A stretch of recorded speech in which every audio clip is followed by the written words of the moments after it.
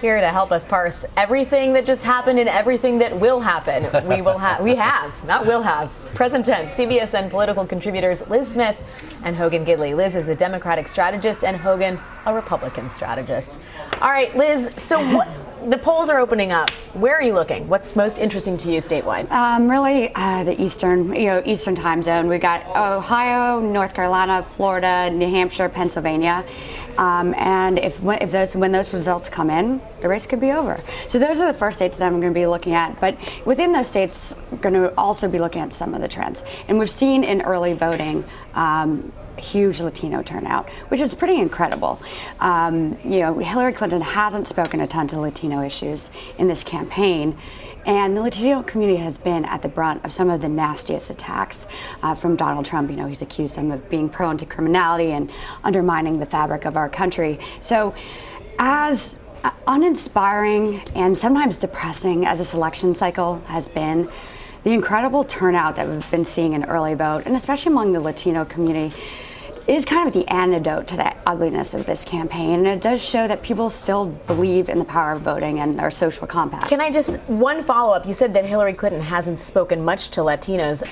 In fact, she has said a lot about immigration specifically, which is an issue that matters with the Latino community in the U.S. and has staked out a position that is more to the left of President Obama. Yeah, for sure. She has staked out a position, but I think a lot of people would disagree with you on that. She spoke a lot about it in the primary, but since the primary, it has been shockingly absent given the stark contrast with Donald Trump. And, hopefully, my hope on this is that the turnout among the Latino community forces both Republicans and Democrats to speak more directly to them and their issues. Hogan, do you agree with Liz's suggestion that Hillary Clinton has, essentially to a degree, forgotten a voting bloc that seemed ripe for the picking here? Forgotten in the right word. I think she is correct that Hillary Clinton hasn't really spoken to. Was it willful ignorance? No, I think, she did, let's be fair, she did speak to it in a private fundraiser where she said we should just have open borders, so that's one thing. But I do agree with her lack of addressing the issue. She didn't really need to stake out a position because Donald Trump had staked out his, which was a wall, which was deporting people who were here illegally. And so the contrast was already there. It wasn't like she had to outline something. I do think, though, the changing demographic in this country is something that Republicans and Democrats began to address more earnestly, probably back in 2008. And, with what happened in the 2012 election with Mitt Romney, one of the statistics that really always stuck out in my head was the fact that George H.W. Bush received 60% of the white vote and won handedly. Mitt Romney also got the same 60% and got trounced. So there is a shifting demographic of people who vote, and I think the Latino vote this time was not just undervalued. I think it's definitely underpolled and undersampled. When you're seeing 139% increase in Latino vote in Florida, that could be the difference in that state. While African American turnout is down, we don't know how much the Latino vote will offset that, but by all indications, it's by massive numbers. And setting aside whether or not Hillary has talked to that community, they have absolutely been organizing in that community. Yes. You read some of the reporting about the way they have targeted Hispanic women in particular in places like Nevada and Arizona, Florida. Liz, the Hispanic population in the state of Florida is changing a lot. We think of it as Cuban Americans, but in fact, Puerto Rican Americans may prove the critical votes in that state. Yeah, no, we've seen a huge influx of Puerto Ricans into Florida. Also, the Dominican community there is growing too. And it's not just Florida. If you look in North Carolina, just over the last 4 years, the Latino community has doubled there.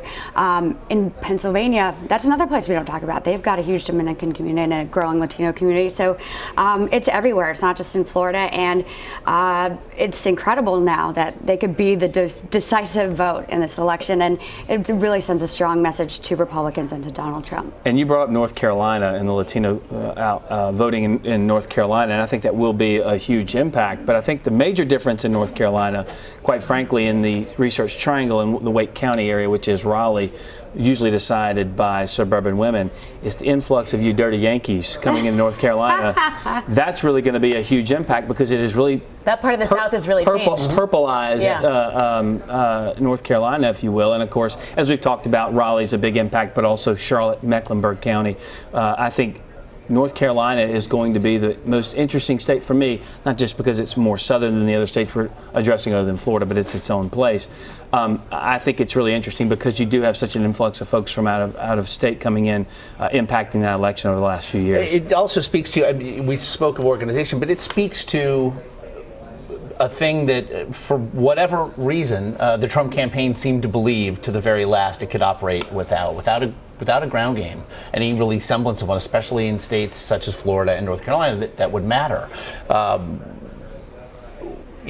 However, we saw this dating back to 2008. I mean, Barack Obama won, in fact, because he saw the need for that sort of nimble state-by-state ground game. The GOP autopsy of 2012, meanwhile, suggested exactly that which we're seeing here, that these demographics would, in fact, play a major factor in 2016 and beyond. So was there just a disconnect that could never quite be bridged there between the GOP and the campaign? I don't want to say a disconnect, but look, in 2008, from 2008, the loss we had with McCain, I remember the RNC and the GOP were basically saying that 2012 we're way better, our turnout's better, we're eclipsing John McCain numbers, and I thought to myself, I hope so, because John McCain got trounced. John McCain's not the bar. It was now set higher by Barack Obama, and he wasn't sitting still for 8 years. He was building this network that Hillary Clinton tapped into.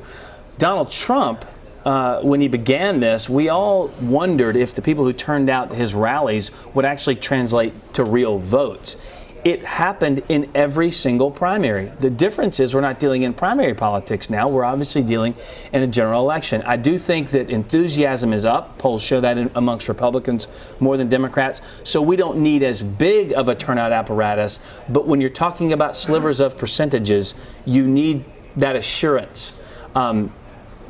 Again, the traditional political apparatus, the traditional political norms may not exist in totality in this election, but the same get out the vote effort you need to have to get people to the polls. Well, he sort of broke the mold in the primary, and it seems like he was sort of banking on doing the same thing in the general, and that's just not really how it works. You know, you really do need an operation to get voters to the polls, and they just never put the effort into doing that. And to be fair, Democrats need that a little bit more than Republicans. Yeah. We're a little bit more motivated to vote in general. You guys have Jay-Z, Beyonce, we use Ted Nugent, but either way, we're typically more apt to get to the polls. And to be clear, those concerts featuring those big name artists, especially previous to last night, were not just about the fanfare, but also registering folks, right? There was a data operation behind that. And there's so many interesting tactics that they used around it. For instance, like handing out the tickets across from early vote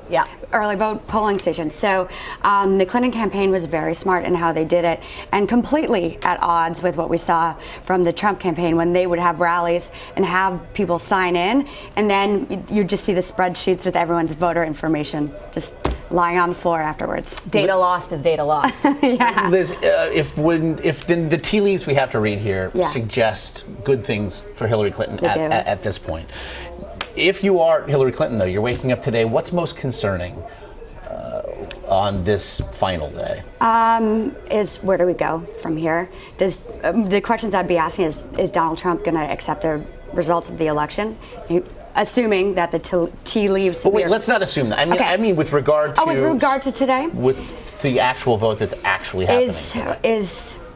It's been a very wacky year, and that's an understatement. So I think they're taking nothing for granted, and the only anxiety that they would have is everything that they've done, that everything that they know works, going to work, or is Donald Trump somehow going to shock the political establishment again?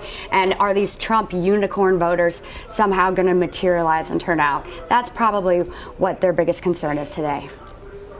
Well, I wouldn't call them necessarily unicorns, only because the hidden voters? No, not necessarily. I'm not just addressing them. I'm talking about anybody who votes for Donald Trump, the hidden ones notwithstanding. But I mean, the one poll where Donald Trump consistently outperforms Hillary Clinton is his ability to handle the economy or jobs issues. And as we all know, jobs are the number one issue that cuts across all demographic, all age groups, all races. And I saw a poll yesterday, day before, that Donald Trump could double Mitt Romney's vote totals with African Americans. He's actually gone into these communities more so than Republicans have in the past. That doesn't mean he's going to get a lot of votes from that community, but at least he's doing it. We've ignored that for so long, and Republicans will go, but it'll be the affluent areas. Donald Trump's gone into some tough areas and done some campaigning as well. So the unicorn, while I understand there are some hidden voters out there, but I do think there are hidden voters for Hillary Clinton too. I think there are quite a few Republicans who are out there going, I want to vote for her, but I don't want to tell anybody that I'm going to vote for her too. So all the speculation about what the Latino vote does, the African American vote does, the unicorn votes, the hidden votes, we're going to find that out in T-minus however many hours. So we can speculate now, but we'll know the actual raw data here in 11 hours. Liz, you were rolling your eyes. Yeah, well, okay, just when you talk about Donald Trump going into, traditionally black areas, let's look at what he was saying. He was saying, you are living in hell. You get shot when you go to the store. He wasn't exactly, selling a message of optimism. Right, but you don't think they know that? People in Chicago don't know it's a rough place? I think they know that they're not living in hell, and I don't think that's the right message to send. I didn't say that's the right message. I'm saying you don't think they know it's tough? Everyone knows it's tough. We live in a tough time. That's why we see so much anxiety, not only in this country, but across the world. And so, but denigrating a community, giving into stereotypes like that, again, presuming that these communities are prone to criminality is not a successful outreach. That wasn't the message. And there are plenty of African American leaders who say the same thing. That the African American crime on African American crime is the leading cause of death. It's a horrible issue, and no one's talking about it. There has been some strong pushback from communities of color about some of that rhetoric. To be fair, many, but some people. But to your point, Hogan, Donald Trump has made Donald Trump's efforts to reach out to that community. It is also worth noting the non-college educated white vote, what some people are calling the unicorns, that slice of the American public is larger than America's Hispanic and African American and Asian communities put together. Mm-hmm. So numerically, the votes could be there, but can he actually turn them out? And with that massive apparatus that doesn't exist. It's a huge question. Hogan, Gidley, Liz Smith, you're ours for the day. Thanks for being here.